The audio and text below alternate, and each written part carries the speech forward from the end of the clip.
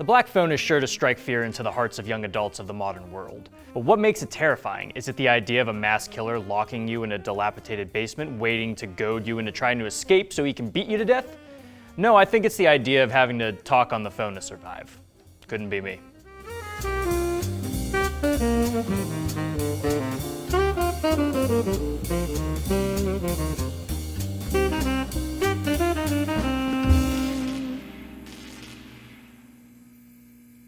Hello and welcome to the Martini Shot. My name is Brandon and today I will be reviewing the 2022 horror film, The Black Phone. But before I do that, it's time to answer the call and try this boozy, robust coffee cocktail I've named the Cold Call. I've always strived to cover a wide variety of flavors when it comes to making these cocktails. But some days I have to face the fact that there are flavors I do not like that other people do. And what kind of bartender would I be if I could make a cocktail that appealed to every type of palate? So on today's episode of Flavors Brandon Doesn't Like, we're mixing with coffee today. Much to the dismay of my 3 cups a day wife, I have never liked the taste of coffee. It's a bit too bitter and earthy for my taste and always feels like the flavor powers through any amount of cream or sweetness I add to it. But I know people love the taste, and far be it from me to deprive them of a movie cocktail without it. For this cocktail, I'm doing a bit of a riff on an Irish coffee using a mix of cold brew, rum, and burnt sugar syrup. Then we're gonna top it off with some chocolatey hoppiness from a can of Guinness and finish it off with a float of cream. How does it connect to the film? Well, the dark lower half represents the dark basement our main character is trapped in. The floating cream represents the glowing light of freedom he must climb to reach. Does it sound like I'm talking out of my ass? Don't answer that. Let's get into it. We're gonna start with our coffee. I am going to be doing 1.5 ounces of a cold brew. Like I said, I don't like coffee, so I don't know the best cold brew brands, so feel free to use whichever kind you want, whichever kind of flavor you'd like.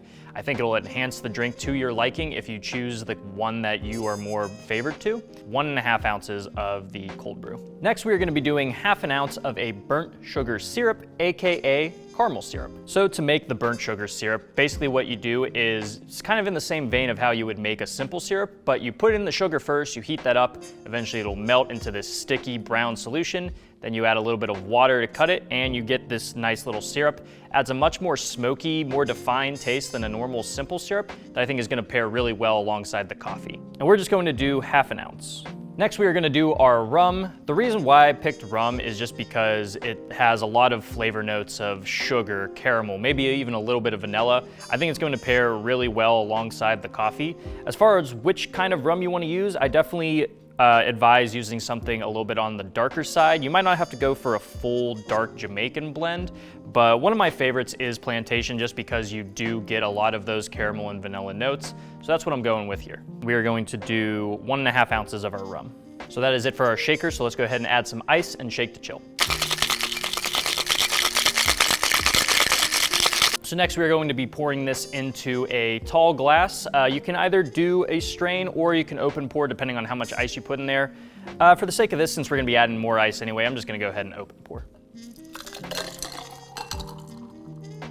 Let's go ahead and add a little bit more ice. And now comes our Guinness. You're gonna wanna basically fill this up almost to the very top. You wanna leave a little bit of room for the cream.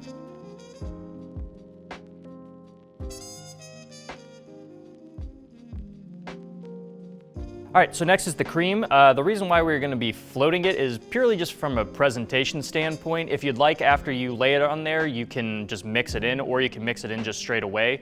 But for presentation's sake, I'm gonna show you how to layer it real quick. Basically, whenever you're trying to layer anything in a cocktail, you wanna kinda have an idea of the weight of all of your ingredients. Heavy cream is actually very good for floating. It has a lighter density than most things that you'll find in the glass, so it'll usually float pretty easily, and sometimes you won't even have to use a spoon.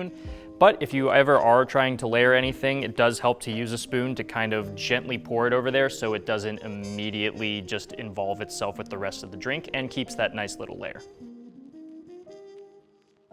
And there we go. Now you have the Cold Call.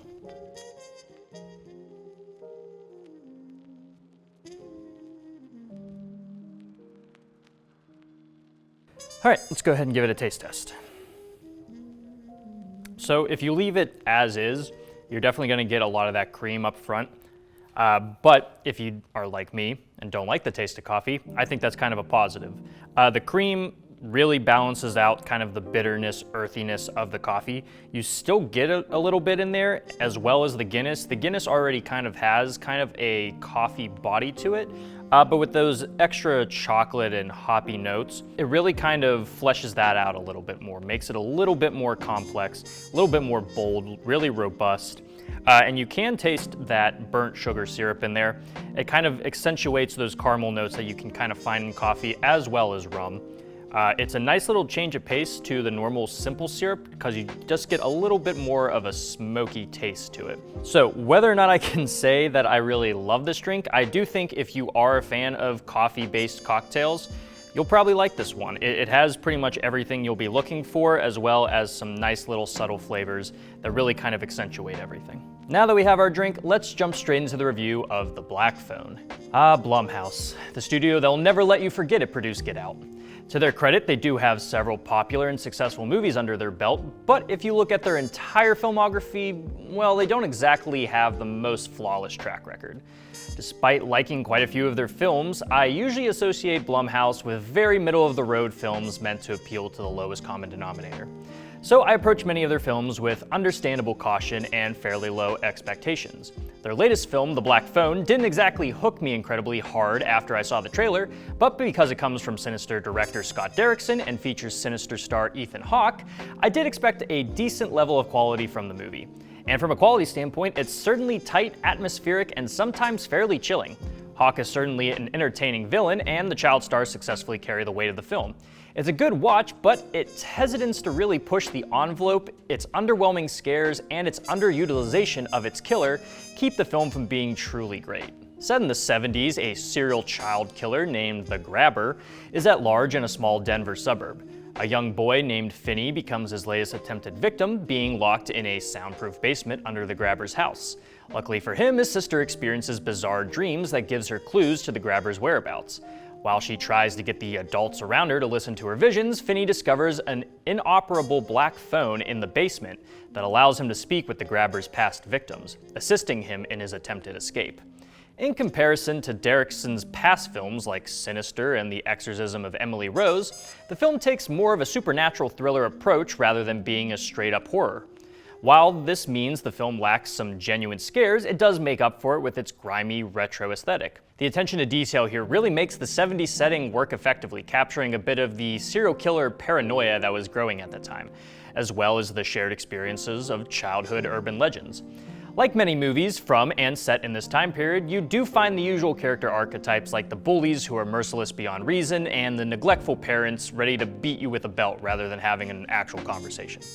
Yet Mason Thames as Finney and Madeline McGraw as his sister Gwen do a fantastic job at carrying the emotional weight of the film while grounding it in believability.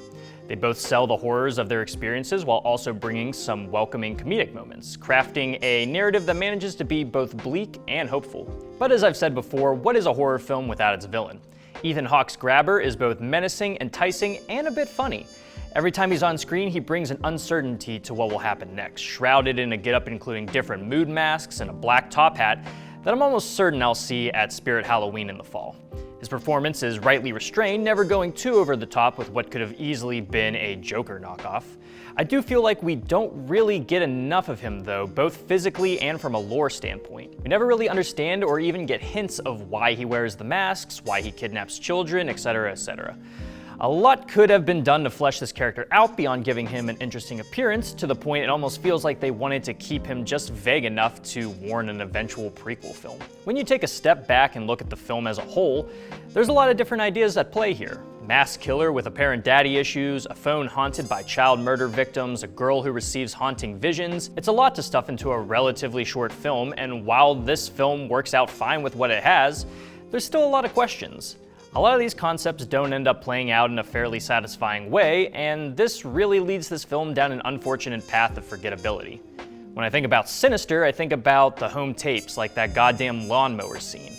Those scenes burn themselves into your brain, and there's really nothing like that here. The R rating doesn't entirely feel needed, with very little gore and a noticeable lack of scares, along with some questionable holes in the plot that don't make a whole lot of sense when you stop to think about it. I can appreciate the difference in direction for Derrickson here, but I do fear that it missed the mark on becoming truly iconic. For my rating, I'm giving this 3 black balloons out of 5. Guys, thank you so much for tuning in to this episode of the Martini Shot. If you saw the black phone, let me know what you thought about it down in the comments. And if you like what you saw here and would like to see more, don't forget to like, subscribe, and follow me across all social media channels. Those links are down in the description below. And if you'd like to see more movie reviews and movie-themed cocktails, be sure to check out my website, martinishot.blog.